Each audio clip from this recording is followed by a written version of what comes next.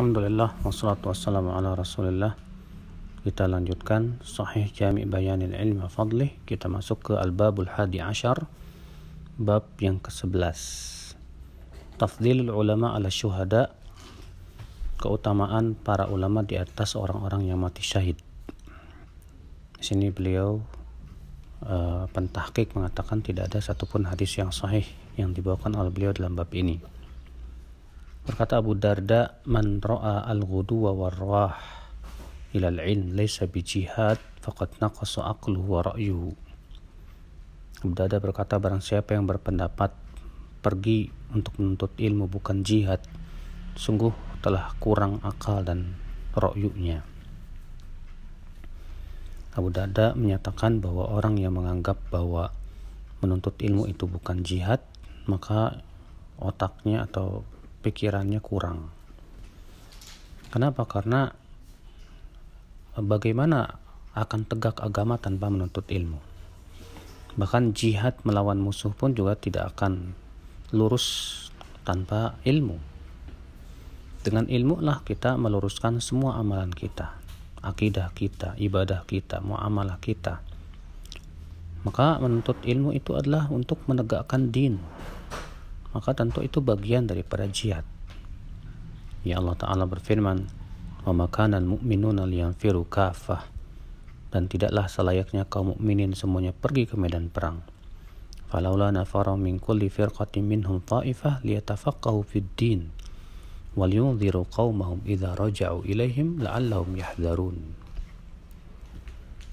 Dan tidaklah kaum mukminin selayaknya pergi semuanya ke medan perang, dan hendaklah salah satu kaum mukminin mereka tafakuh dalam agama, kata Allah, agar mereka memberikan peringatan kepada kaumnya apabila mereka pulang.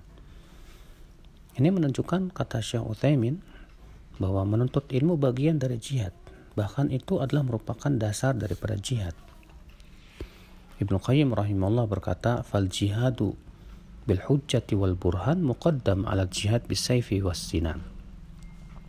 Berjihad dengan hujjah dan keterangan, yaitu ilmu, lebih didahulukan daripada jihad dengan pedang dan panah. Karena kalau kita lihat ketika Rasulullah SAW pertama kali berdakwah, Allah Subhanahu wa Ta'ala turunkan di kota Mekah yang merupakan surat Makkiyah dan ayat Makkiyah, di mana belum disyariatkan jihad dengan pedang pada waktu itu. Allah turunkan firman-Nya, fala tuti'il kafirina wajahidhum bi jihadan kabira. Maka janganlah kamu menaati orang-orang kafir, dan jihadilah mereka dengan Al-Quran, dengan jihad yang besar. Artinya jihadi mereka dengan ilmu yang Allah turunkan, yaitu Al-Quran. Dan Allah kemudian mensifati jihad dengan ilmu itu dengan jihad yang besar. Dakwah disebut oleh Allah dengan jihad yang besar. Dan dakwah itu adalah menyampaikan ilmu. Berarti ini menunjukkan bahwa menyampaikan ilmu, menyebarkan ilmu itu adalah merupakan jihad yang besar. Terutama di zaman ini, di mana kebodohan merajalela, syubhat begitu sangat kuat, maka tentu menuntut ilmu di zaman ini sangat ditekankan sekali. Makanya sebagian ulama berpendapat di zaman ini jihad yang paling agung adalah yaitu menuntut ilmu Allah Subhanahu wa Ta'ala. Nah, ini jadi menuntut ilmu adalah termasuk jihad yang besar dan agung.